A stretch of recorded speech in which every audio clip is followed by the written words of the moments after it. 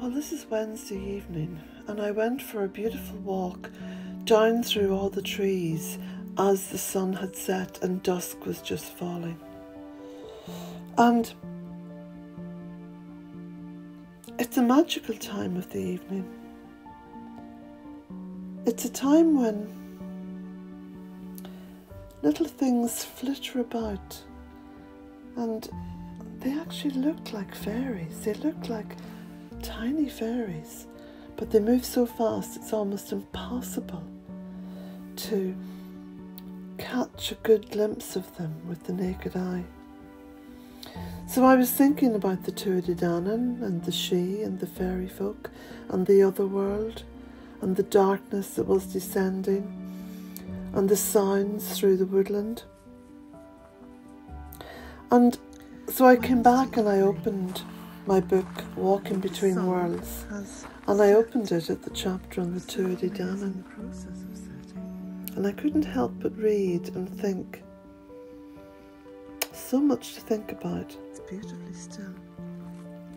The Book of Invasions, which was written, well, it was compiled in 1150 AD, records the Tuatha Dé Danann as "The truth is not known beneath the sky of stars, whether they were of heaven or earth." That's a very significant observation. I went on to write, "The Tuatha Dé Danann, the people of the goddess Danu, were one of the great ancient tribes of Ireland. It is from this tribe that the fairy folk have come into being. The Tuatha Dé Danann were said to have been driven underground following one last great battle and defeat. In that final battle between the invading Milesians and the Tuatha Dé Danann, the Dé Danann were defeated. This defeat led to a covenant being struck between themselves and the conquering Milesians. This deal resulted in the Milesians reigning over all the land above the earth, whilst the Tuatha Dé Danann were sovereign over all the land below. This land, referred to as a realm,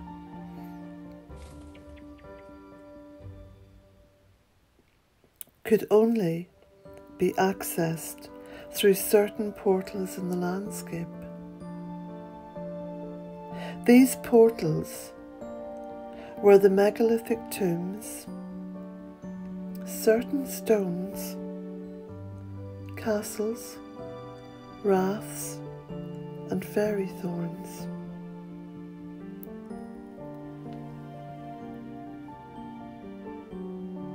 The Tuatha were a magical race, holding Earth's secrets deeply embedded in their culture.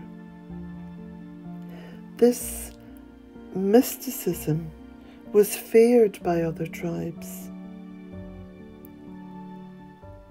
The important manuscript, the Annals of the Four Masters, records that they ruled Ireland from 1897 BC to 1700 BC.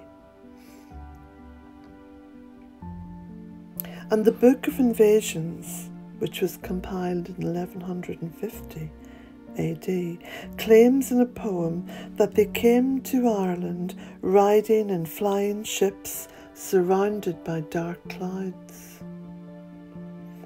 This was later altered to sailing ships. They landed on the great mountain of Slievenarin, the mountain which is visible from Bealtaine Cottage,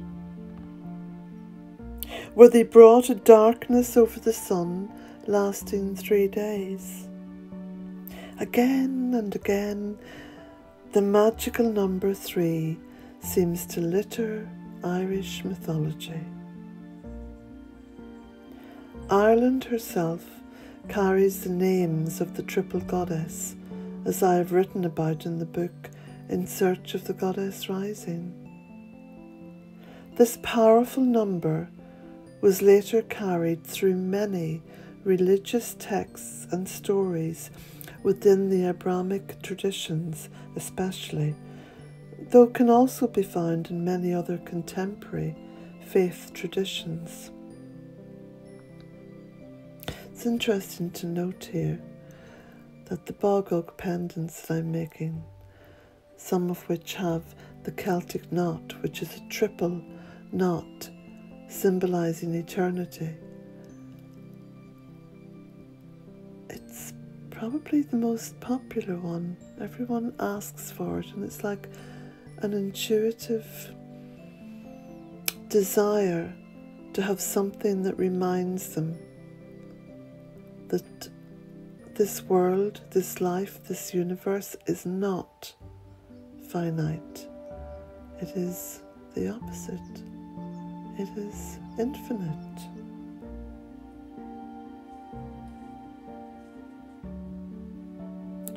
The stories about the Tuatha Dé Danann are woven into the very essence of the fairy world and the fairy faith traditions. This can only be from a most powerful memory imprinted on the Celtic psyche. Indeed, I would posit that deep within this mythology, this story of these mysterious people, lies the explanation of where these magical people came from. Atlantis.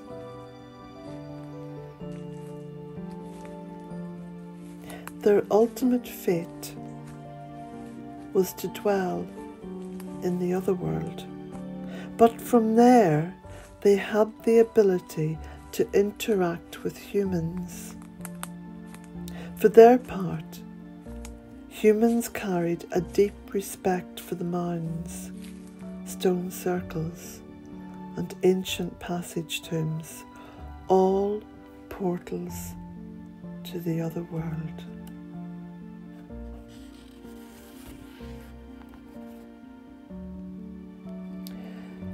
It is generally accepted that the Tuatha Dé Danann were creative people who held a deep respect for nature. This, coupled with their reverence for the Mother Goddess, Great Goddess, or Mother Earth, set them apart from other tribes that later came to occupy the land. However, the traits of the Tuatha Dé Danann are still to be found in many Irish people. Love of music and musical ability, poetry, writing, art, and a leaning towards laughter and optimism are all described as traits that make us, as a people, fairly unique. Of course, these traits are handed down through the generations and are found in many people with Irish ancestry. Their great love of music has transcended the onslaught of invaders and remains to this day a signature of what it means to be Irish. The harp in particular, with its otherworldly notes, conjures up a timeless connection to the past.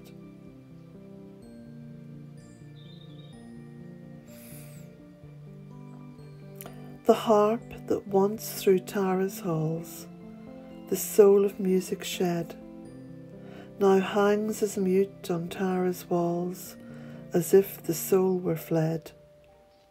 So sleeps the pride of former days, so glory's thrill is over, and hearts that once beat high for praise now feel that pulse no more. No more to lords and ladies bright the harp of Tara swells, the chord alone that breaks at night its tale of ruin tells. Thus freedom, now so seldom wakes, the only throb she gives is when some heart indignant breaks, to show that still she lives. She lives. She lives.